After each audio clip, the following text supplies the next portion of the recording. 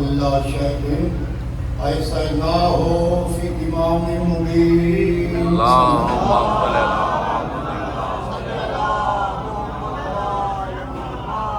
عزیزان محترم، قرآن پاک میں ارشاد رب العزت ہو رہا ہے کہ وَكُلَّ شَيْءٍ أَحْصَيْنَاهُ فِي إِمَامٍ مُبِينٍ. ہم نے ہر شے کا احاطہ کر دیا، ہر شے کو جمع کر دیا ذات گرامی امام مبین. عزیزان محترم، ہم اپنے اماموں کو معصوم مانتے ہیں. ہمارے جو 12 امام ہیں ہم اپنے اماموں کو معصوم مانتے ہیں. اماموں کا معصوم ہونا اماموں کی فضیلت نہیں بلکہ مذہب کی ضرورت ہے کہ امام معصوم ہو. مذہب کی ضرورت ہے کہ امام معصوم ہو. ہم اپنے اماموں کو معصوم مانتے ہیں. ہم اپنے اماموں کو راسخون فی العلم مانتے ہیں.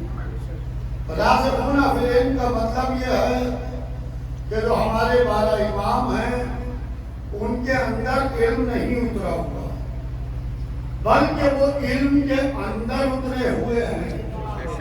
اور جو راسخون فی العلم ہوتا ہے ممبر پر بیٹھ کے سلونی وہی کہتا ہے. ہم اپنے اماموں کو من جانب اللہ مانتے ہیں. جو ہمارے 12 امام ہیں وہ من جانب اللہ ہیں. عزیزان محترم، قرآن پاک کی ایک آیت ہے کہ لا رب ولا یابس الا فی کتاب مبین. کوئی خوش کو تر ایسا نہیں جو اس کتاب مبین میں نہ ہو. قرآن دیکھنے میں کتاب ہے، حقیقت میں لائبریری ہے. حقیقت میں لائبریری ہے. سبجیکٹ کے لیے استاد ملے گا. آپ کہیے مجھے سبجیکٹ کا ٹیچر چاہیے ہے تو استاد مل جائے گا. 1000 اپلیکیشنز آ جائیں گی. آپ کہیے کہ لائبریری پڑھاؤ تو ایک اپلیکیشن نہیں آئے گی. کہا کہ لائبریری کوئی دنیا میں ایسا استاد نہیں ہے جو لائبریری کو پڑھا سکے. قرآن دیکھنے میں کتاب ہے، حقیقت میں لائبریری ہے. لا رب ولا یابس الا فی کتاب مبین.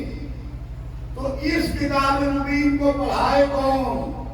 جس میں ہر علم ہے. گھبرانا نہیں. پھر اسی قرآن نے کہا وَكُلَّ شَيْءٍ أَحْصَيْنَاهُ فِي إِمَامٍ مُبِينٍ. عزیزان محترم، بی بی فاطمہ اپنے بابا کا پرسا لو اور اس کا پرسا لو جسے زہر کا پیالہ پلا دیا. خدا لعنت کرے زوجہ بنت اشعث پر کہ امام حسن کو زہر کا پیالہ پلانا تھا کہ کلیجے کے ٹکڑے کٹ کٹ کے تاشت میں گر رہے. کلیجے کے ٹکڑے کٹ کٹ کے تاشت میں گرنا ہے. کسی نے کہا مولا زینب آ رہی ہے. کہا زینب کو روکو، پہلے تاشت کو ہٹاؤ پھر زینب کو اٹھاؤ. مولا تاشت کو ہٹوا رہے ہیں. کہا زینب میرے کلیجے کے ٹکڑے نہیں دیکھ سکتی. یہ 50 ہجری ہے. زینب کلیجے کے ٹکڑے نہیں دیکھ سکتی. 61 ہجری میں حسین کا ٹکڑے ٹکڑے لاشا.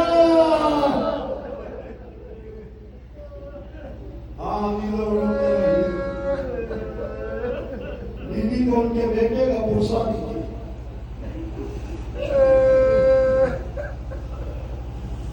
بھرا گھر امام حسین کے حوالے کیا. قاسم کے بازو میں تعویذ باندھا. اللہ اللہ. یہاں تک کہ آج کے سویرے امام حسن نے آگے بند کر دی. وصیت کے مطابق امام حسین نے اس لیے کہ معصوم کو معصوم ہی غسل دیتا ہے، معصوم ہی کفن پہناتا ہے، معصوم ہی دفن کرتا ہے۔ آپ ایک وصیت کر رہے تھے امام حسین سے کہ بھیا حسین مجھے نانا کے پہلو میں دفن کر دینا۔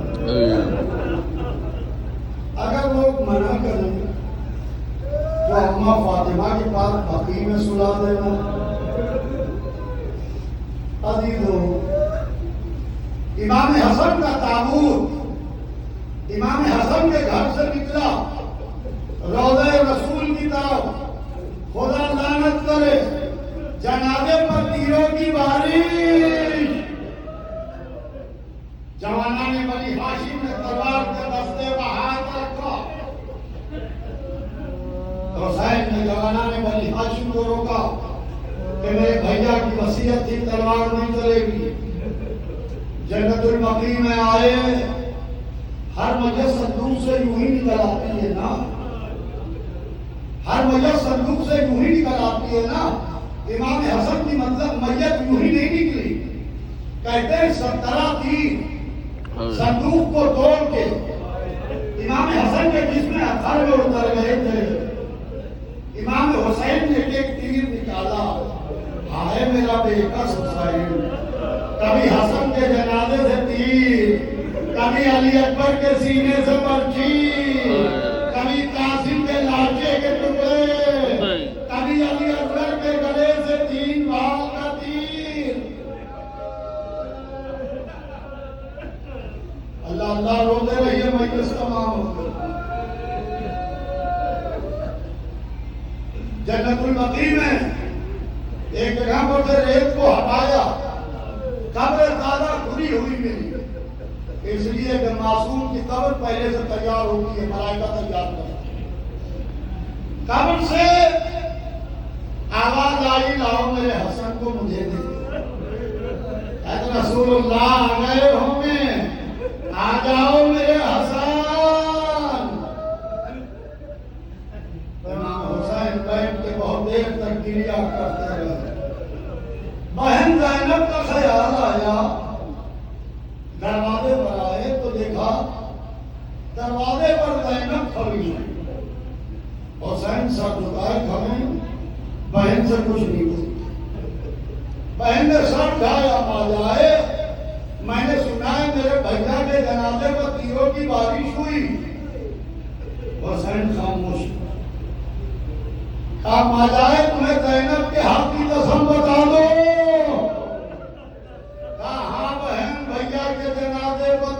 کی بارش ہوئی، بس زینب نے چہرے پر تماچے مارے کہ زینب یہ تو سننے کو رہ گئی۔ میں کہوں گا بی بی ابھی تو آپ نے سنا ہے، کربلا میں دیکھیے گا حسین کا لاشا تیروں پر معلق، شمر کا خنجر، فاطمہ کی صدا، اے شمر ہم نے چکی پیس، انا للہ و انا الیہ راجعون۔ اس پر انجمن عباسیہ کے تمام قومی ضرور نشے